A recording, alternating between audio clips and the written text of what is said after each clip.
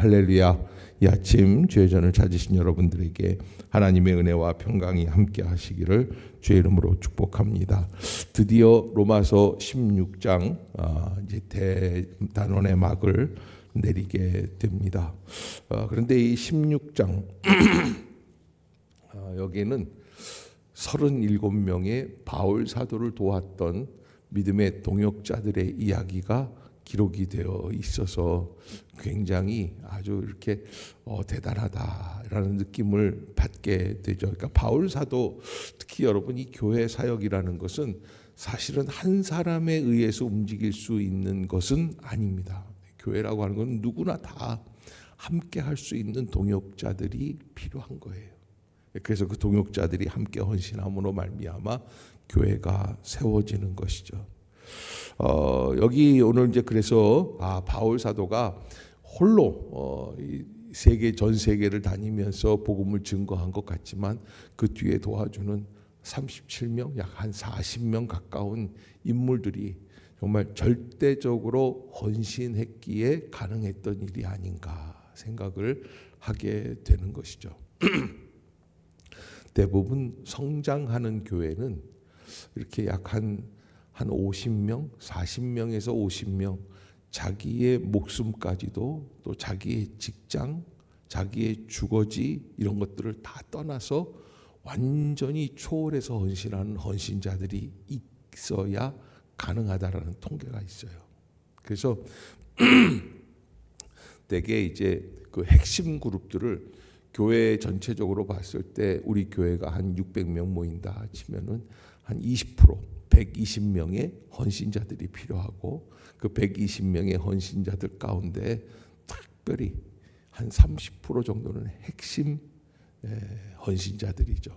그들이 최선을 다해서 하나님 앞에서 주의 일을 도울 때 그때 가능하다. 그래야 성장이 이루어질 수 있다.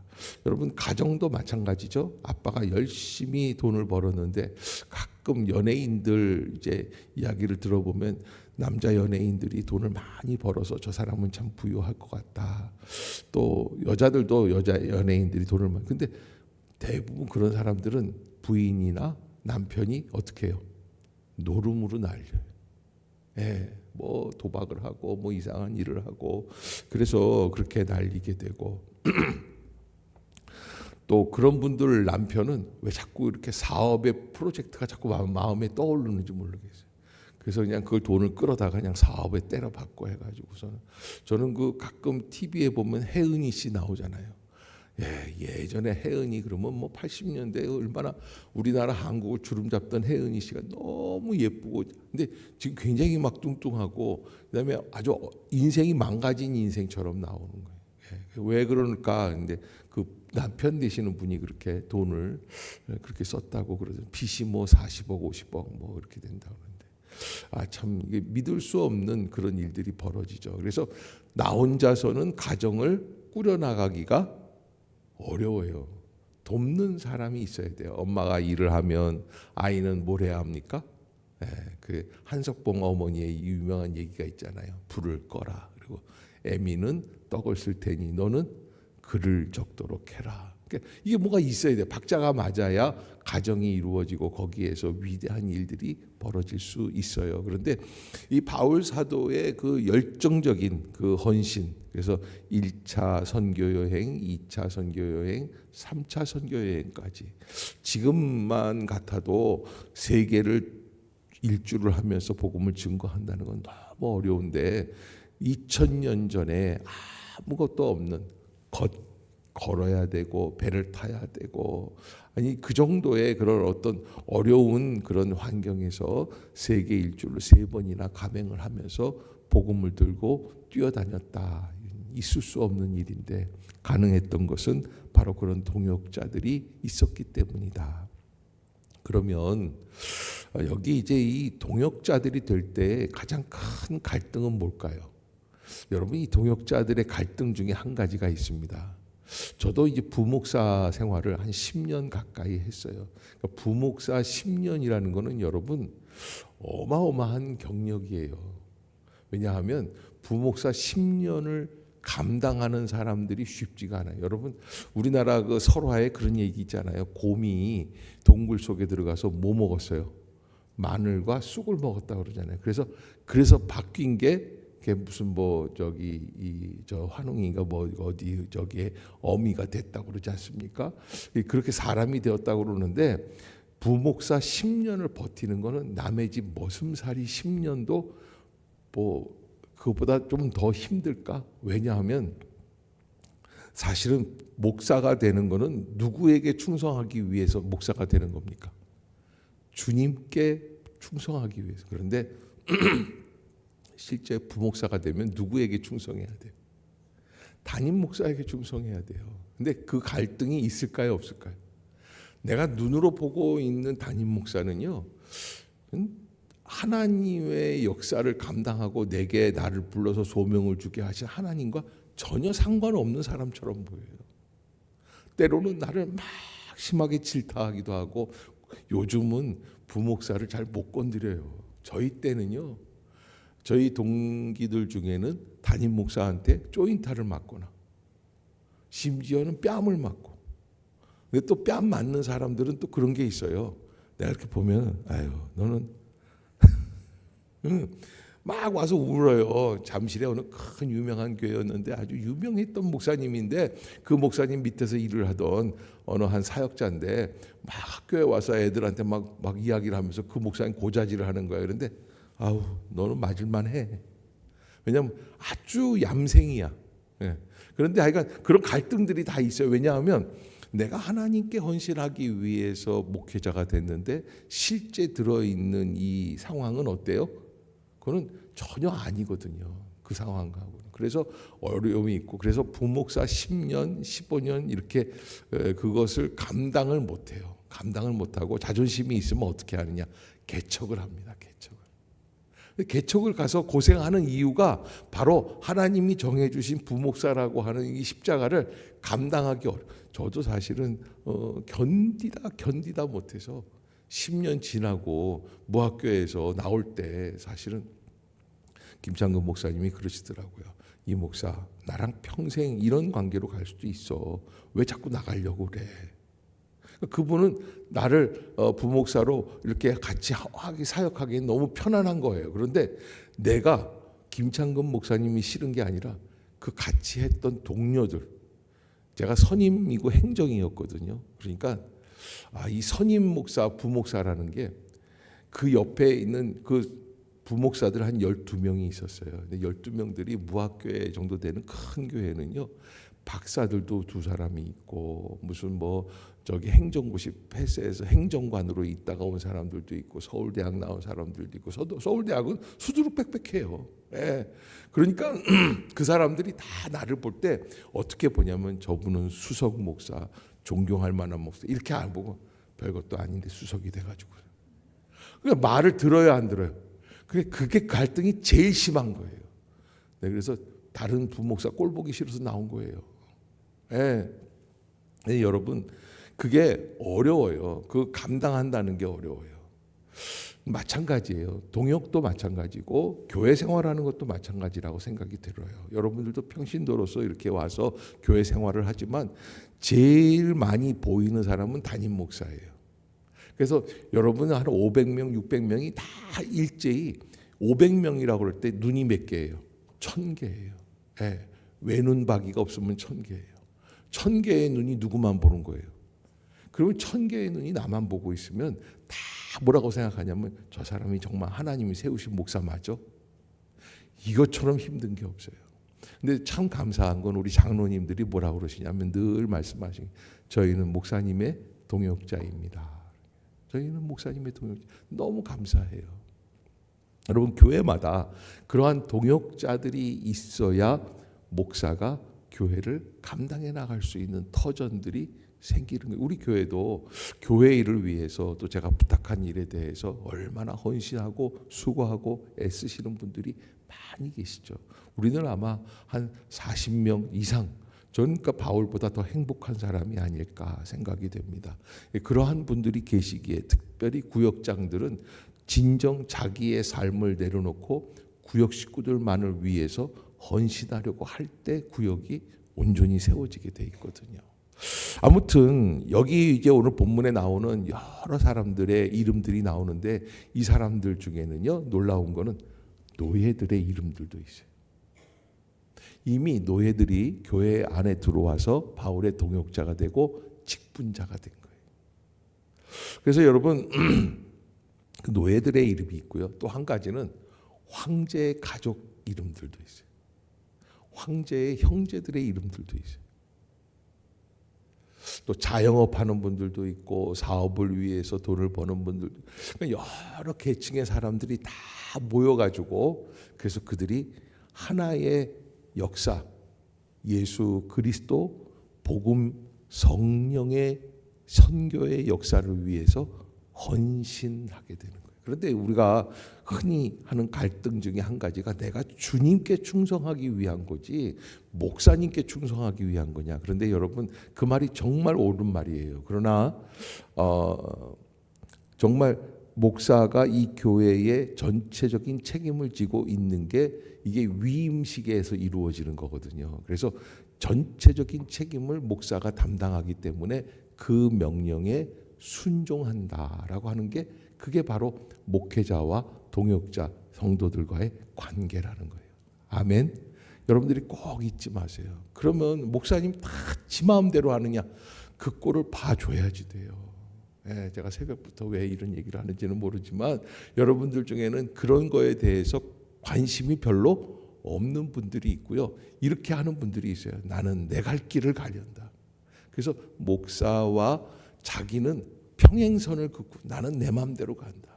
근데 여러분 여기 오늘 본문에 나오는 이 37명 약 40명의 동역자들 바울을 도왔던 그 사람들은 이렇게 얘기를 하는 거죠. 뭐라고 이야기를 하냐면 3절에도 보면은 너희는 그리스도 예수 안에서 나의 동역자들인 브리스가와 아굴라에게 문안하라. 브리스가와 아굴라, 이건 장막업을 하면서 바울을 섬긴 신실한 믿음의 부부. 그래서 고린도 교회인가요? 거기서 있었던 사람들 아닙니까? 그런데 이 사람들은 얼마만큼 바울을 위해서 헌신하고 도왔는가? 4절 시작.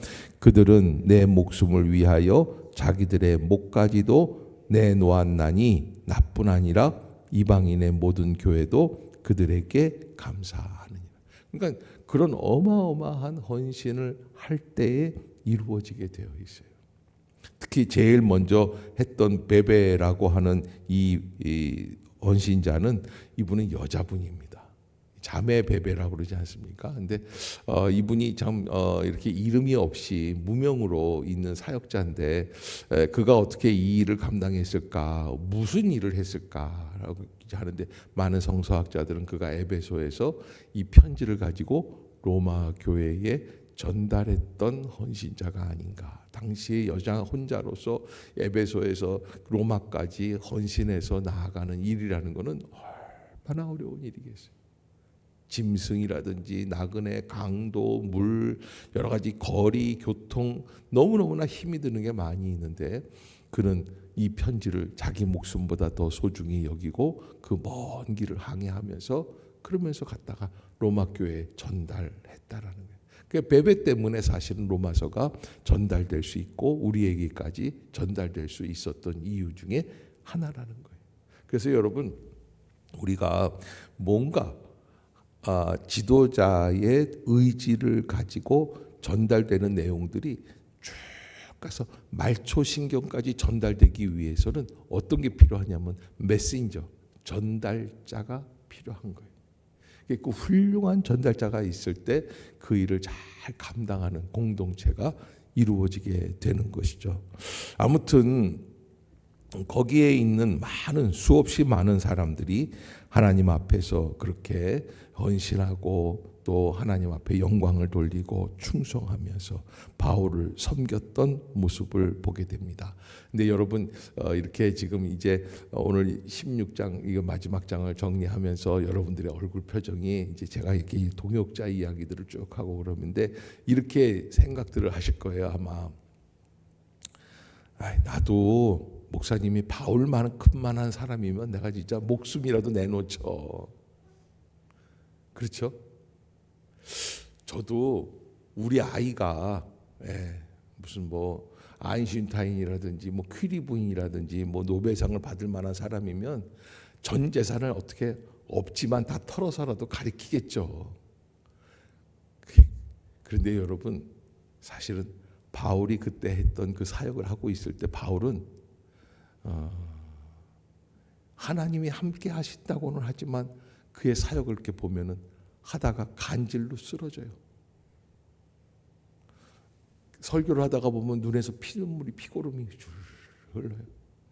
그러면 옆에 있다가 누가 헝겊을 가져다가 목사님 좀 닦으세요. 그것도 하루 이틀이지. 20년이 넘는 세월을 헌신을 해야 돼요. 근데 맨날 주님 앞에서 다른 사람 기도를 해준다고 그러는데 지 눈 하나 못 고쳐요. 그리고는 바울 사도가 외모라도 나처럼 잘났어야죠.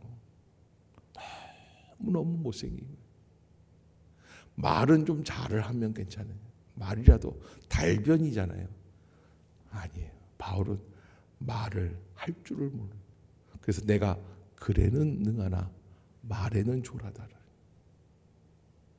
그러니까 이런 사람을 어떻게 자기가 목사로서, 목회자로서, 사역자로서 헌신하고 도울 수 있겠느냐. 그러기에 여러분, 우리가 어디에 있든지 최선을 다해서, 그래서 함께 소속되어 있는 교회와 목회자를 위해서, 또 주님을 위해서 기쁜 마음으로 헌신을 해나갈 때, 그때 진정한 은혜의 길이 열려요. 그러나 이게 이제 있으면 곤란한 게 뭐냐, 인간적으로 바라보고 판단하는 눈은 조금 빼줬으면 좋겠다. 그래야 진정한 길을 갈 수 있다는 거예요. 아무튼 우리가 하나님 앞에서 여기에 있는 이 분들은 그런 갈등들을 다 뛰어넘고 주의 일을 감당해 나가는 모습을 보게 됩니다. 그리고 여기 이제 쭉 많은 사람들 가운데 바울과 직접적인 거는 관련이 없지만, 그러나 어떤 분들도 계시냐면, 여기 좀 제가 좋아하는 분은 뭐냐면 23절에 보면은 가이오 장로, 나와 온 교회를 돌보아주는 가이오도 너희에게 문안한다. 이 가이오 장로라고 하는 이분은 정말 모든 사람들, 그래서 바울이 뭐라고 그러냐면 온 교회를 돌봐주는 가이오. 그래서 어느 교회, 큰 교회 앞을 지나가는데 그 교회 건너편에 식당이 하나 있는데 가이오 식당, 가이오 밥상이라고 돼 있더라고요. 그래서 우리 집사람이 그러더라고요. 여보, 저거는 뭐야? 가이오 식당. 가이오 장로가 하는 식당이겠지. 얼마나 사람이 온유하고 인자하면 가이오라고 하는 이름을 그렇게까지 사용할 수 있겠어요. 전 세계에 있는, 흩어져 있는 모든 교회 성도들이 가이오가 있는 동네에 와서 복음을 증거할 때면 자기의 전 재산을 털어서 그들을 섬기고 봉사했던 그런 하나님의 정말 신비로운 헌신자, 그가 바로 가이오죠. 그 다음에 22절에 보면 드디어 나오는 인물이 하나 있어요. 22절 시작. 이 편지를 기록하는 이름이 더디오다. 그러면 사실 우리 한국 발음으로는 더디오라는 게 안 좋은 이름이죠. 더딘 사람이야. 그러나 하여간 그렇지는 않고 이 바울 사도의 모든 목회에 뭐 하는 거냐면 서기관이에요. 바울이 일일이 적을 수가 없어요. 그래서 이게 뭐 붓으로 했는지 먹으로 썼는지는 모르지만 이걸 가지고 다니면서 양피지라든지 이런 거 갖고 다니면서 바울이 불러주는 복, 특히 옥중서신들이 있지 않습니까? 옥중서신은 감옥에 갇혀 있을 때에 바울이 얘기하는 걸 밖에서 어떻게 하는 거예요? 쭉 써가지고 바울이 진물이 나고 그러니까 그 눈을 볼 수가 없으니까 옆에서 다 써주는 그 더디오라는 사람. 좀 쓰는데 더뎠는지 어떻는지 모르지만 그는 평생을 바울 옆에서 그의 서신을 기록하는 일에 헌신해 주었기 때문에 더디오가 있었기 때문에 이 복음서가 남아 있는 거예요. 베드로의 사도에게는 베드로전서, 베드로후서 정도밖에는 없어요. 아마 다른 책들도 있을 텐데 전달이 안 돼요. 왜? 더디오가 없어요. 근데 바울은 자기의 치명적인 약점이 이게 눈으로 다 보면서 쓸 수가 없기 때문에 서기관이 있었어요. 그래서 항상 옆에서 바울을 보좌하면서 그 글을 써주었던 더디오 때문에 이 글을 쓸 수 있게 되었다. 21절에 보면 특별히 아들 같은 디모데라는 이야기를 많이 하잖아요. 그런 디모데가 나옵니다. 이런 세 분의 성함만 봐도 얼마나 훌륭한 분들이 그 당시에 바울을 돕고, 이 디모데라고 하는 것은 이 에베소의 그 큰 그 교회의 큰 담임 목사로 바울을 위해서 돕고 헌신했던 그런 분이었는데, 그분이 이렇게 이 글을 잘 전달하고 디모데의 바울의 마음을 이렇게 했던 그런 모습들을 보게 되는 것이죠. 그런 사람들의 헌신이 있어서 로마서가 완성이 되고 바울 사역이 완성이 되었다. 그래서 25절부터 이렇게 이야기하는 거죠. 나의 복음과 예수 그리스도를 전파하는 것은 언제부터? 창조 때부터, 영세 전부터라는 걸 감추어졌다가, 그 다음에 26절 시작. 이제는, 자 여러분 이런 게 있어요. 바울을 만나고 바울과 함께 사역을 하고, 그래서 나중에 아하, 이래서 내가 이 교회에 왔구나, 이렇게 쓰임 받으려고 이 일을 하는구나 라는 것들이 이제는 나타내신 바 되었다. 이방인들에게까지 복음이 전달되는, 그것이 섭리예요. 영원하신 하나님의 명을 따라 선지자들의 글로 말미암아 모든 민족이 믿어 순종하게 하시려고 알게 하신 바. 그러니까 이방인들까지도 복음을 증거하겠다는 거예요. 그들에게 복음이 전달되게 하시겠다는 그런 강한 하나님의 의지. 베드로 사도는 이 일에는 조금 유약한 면을 갖고 있어요. 내가 저 사람들한테 복음을 전해야지 돼. 유대인 중에 유대인. 베드로는 그런 좀 약간 고집스러운 면이 없지 않아 있어요. 그리고 과감하지 못했어요. 그러나 바울은 과감하게 복음을 증거한 거죠. 그래서 이 26절에 중간 부분에 뭐라고 기록이 되어 있냐면, 그 신비의 계시를 따라 된 것이니, 그래요. 그 신비의 계시를 따라 된 것이니, 따라해 봅시다. 그 신비의 계시를 따라 된 것이니. 여러분, 이게요 정말 한 사람이 안 믿던 사람들이 따라 나와서 믿게 되고, 우리 교회에도 그런 분들이 계세요. 전혀 예수하고는 상관없는 분이었는데, 그런데 딸하고 이 여자분하고 결혼을 하려니까 어머님이 뭐라 그러죠? 우리 딸하고 결혼하려면 교회를 나가야 된다. 그래서 뭐 부인이 좋으면 어디다가까지 절을 한다고요? 처갓집 말뚝한테까지 절을 한다고 그러는데, 그런 마음을 가지고 교회에 나왔는데 그분이 얼마나 순수하고 열심을 내고 복음을 위해서 헌신하는 사람으로 성장하고 그렇게 되는 일들이 있는 거죠. 그렇게 그 신비의 계시를 따라 된 것이니 이 복음으로 너희를 능히 견고하게 하실. 이 복음으로 능히 너희를 견고하게 하신다. 이 사람을 어떻게 해줘요? 믿음이 들어가면 견고하게 해줘. 그 다음에 27절, 지혜로우신 하나님께 예수 그리스도로 말미암아 영광이 세세 무궁하도록 있을지어다. 아멘. 하나님 영광을 돌리는 그런 바울의 마무리를 보게 됩니다. 아무튼 우리가 신앙생활하는 것, 이거는 신비로움입니다. 그리고 우리가 한 교회에서 한 배를 타게 된 것, 이거는 하나님 앞에서 거역할 수 없는 부르심이고, 이게 한 사람과 한 사람이 만나서 가정을 이루는 것도 신비로운데 교회를 이루는 건 너무너무 신비롭습니다. 그리고 그 은혜 가운데 이루어지고 우리 카페가 벌써 16년 전이죠. 교회를 세워놓고 건축을 다 마쳤는데 그때 카페가 비어져 있었어요. 아무것도 없었을 때. 근데 지나가시던 한 분이 들어오시더니 목사님 이 카페 자리죠? 그래서 네. 여기 카페를 좀 하면 어떨까요? 예. 근데 뭐 예산이나 이런 게 없어요. 그랬더니 신 집사님하고 차 집사님 네 분이 오셔. 그럼 저희가 한번 해보도록 하겠습니다.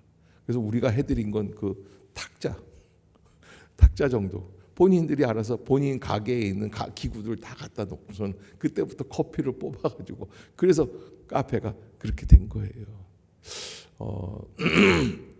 그런 일들이 여러 가지 방면에서 있습니다. 우리가 만나서 함께. 전 그분이 이렇게 십몇 년 동안까지 계실 줄은 신지사님이 안 나왔으니까 다행이지만 몰랐어요. 예.